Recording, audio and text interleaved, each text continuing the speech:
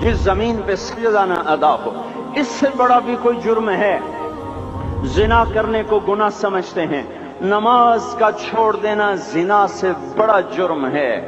رشوت کھانے کو گناہ سمجھتے ہیں، نماز کا چھوڑ دینا رشوت کھانے سے بڑا جرم ہے۔ قتل کرنا بڑا گناہ سمجھتے ہیں، نماز کا چھوڑ دینا قتل سے بڑا جرم ہے۔ سجدے ہی کا تو انکار کیا تھا شیطان نے کوئی زنا کیا تھا، کوئی قتل کیا تھا، کوئی شراب پی تھی، کوئی جوا کھیلا تھا، کیا کیا تھا؟ کوئی شرک کیا تھا۔ شیطان سجدے کا انکاری ہوا، ایک سجدے کا انکار کر کے وہ ہمیشہ کے لیے مردود ہو گیا۔ اس مسلمان کو ہوش نہیں ہے جو روزانہ دن میں 5 دفعہ 20 سجدوں کا انکار کیے بیٹھا ہوا ہے، اور پھر آرام سے روٹی کھاتا ہے، آرام سے چائے پیتا ہے، اور آرام سے کہے لگاتا ہے، اور آرام سے اخبار پڑھتا ہے، آرام سے بیوی کے پہلو میں لیٹتا ہے۔ ایک سجدے کا انکار ہو کر شیطان ہمیشہ کے لیے مردود ہوا۔ جس نے فجر کا انکار کیا سجدوں کا، پھر ظہر کے سجدوں کا مذاق اڑایا، پھر عصر کا مذاق اڑایا، پھر مغرب اور عشاء کا مذاق اڑایا۔ گھر میں نماز پڑھنا بھی چلو نہ پڑھنے سے تو بہتر ہے، پر یہ بھی نماز کا مذاق ہی ہے۔ اور 8ویں دن سر پہ ٹوپی رکھ کے آیا۔ 8 دن جس نے اتنے سجدوں کا انکار کیا، وہ اس بات سے نہیں ڈرتا کہ کہیں اللہ اسے مردود نہ کر دے۔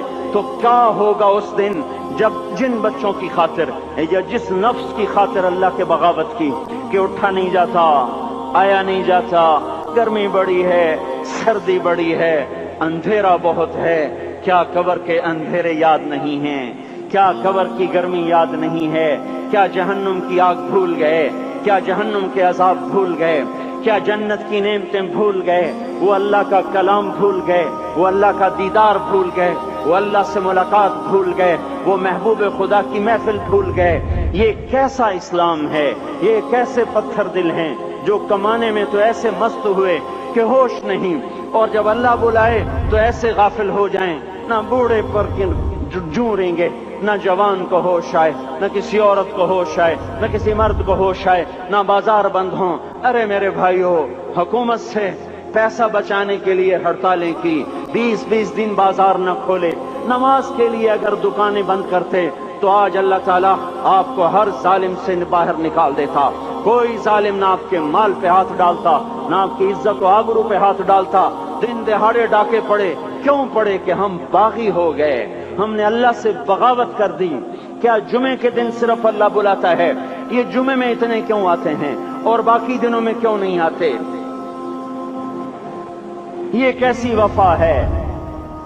اور ایسا وفاؤں والا اللہ کہ زمین بولے اے اللہ اجازت دے میں گلستان کالونی کو نگل جاؤں، سمندر بولیں مولا اجازت دے ہم چڑھ جائیں، فرشتے بولیں اے اللہ اجازت دے ہم انہیں ہلاک کر دیں۔ اور جس کے سجدے کا انکار ہوا پڑا، جس کا 8 بازاروں میں جس کی شریعت کا مذاق اڑایا جا رہا، وہ جس کوئی غیرت خود جوش میں آ رہی کہ یہ میرے بنے ہوئے گندے پانی کے بنے ہوئے نطفے سے بنے ہوئے میری غذا کھا کر، میرا رزق کھا کر، میری ہواؤں سے زندہ، میرے پانیوں سے زندہ، میری روٹی سے زندہ، میرے دیے ہوئے گوشت سے زندہ، میرے دیے ہوئے نظام سے زندہ، یہ میرے ہی منکر بن گئے۔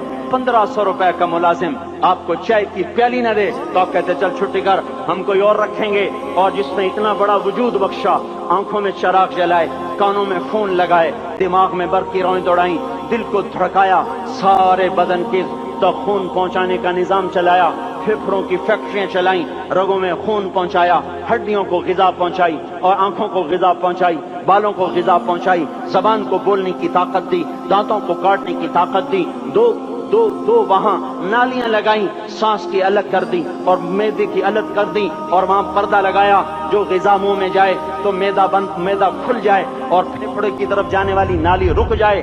جو اللہ اتنی حفاظت کرے کہ آپ کا لقمہ آپ کے معدے میں جائے، وہ 2 ہی تو یوں ساتھ ہیں، بالکل یوں ایک ساتھ، اور وہ اللہ اتنی طاقت والا کہ سانس کی نالی بند کرے اور معدے کی نالی کا منہ کھولے اور غذا کو منہ میں سے گزار کر وہ معدے میں پہنچائے، پھر ایک زبردست طاقتور نظام چلائے، اس کو توڑ کے آنتوں میں پہنچائے، پھر کروڑوں قسم کی فیکٹریوں کو حرکت دے اور اس میں سے خون کو کھینچے، غذاؤں کو کھینچے، پھیپھڑے کو غذا، خون کو غذا، خون خود غذا لے کے چل رہا، آنتوں کو غذا، دماغ کو غذا، ہڈیوں کو غذا، ناخن کو غذا۔ ایک ناخن کھینچ لے تو ہم کیا کریں؟ کیا میرے مولا کا نظام ہے؟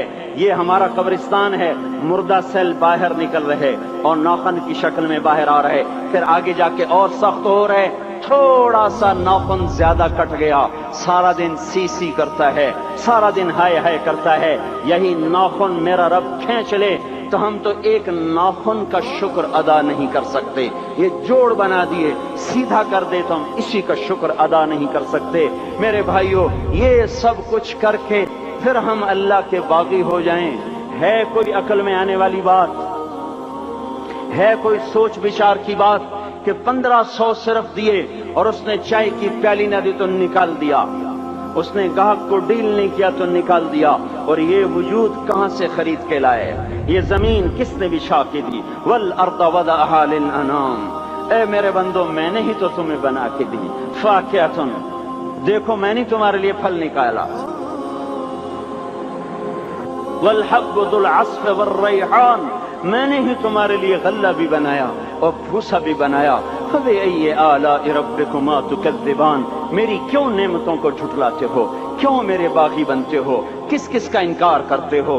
دیکھتے نہیں ہو رب المشرق والمغرب، رب المشرقین والمغربین، میں تمہارے مشرق کا بھی رب ہوں، مغرب کا بھی رب ہوں، شمال کا بھی رب ہوں، جنوب کا بھی رب ہوں۔ فبأي آلاء ربكما تكذبان، پھر بھی تم میرے باغی ہو گئے، پھر بھی مجھے میری نعمتوں کو جھٹلاتے ہو۔ خلق الانسان من صلصال کالفخار وخلق الجان من مارج من نار، تمہیں مٹی سے بنایا، جن کو آگ سے بنایا۔ میری فبأي آلاء ربكما تكذبان، کیوں مجھے جھٹلاتے ہو؟ کیوں میری نعمتوں کا تم انکار کرتے ہو؟ لا الہ الا اللہ، لا الہ الا اللہ، لا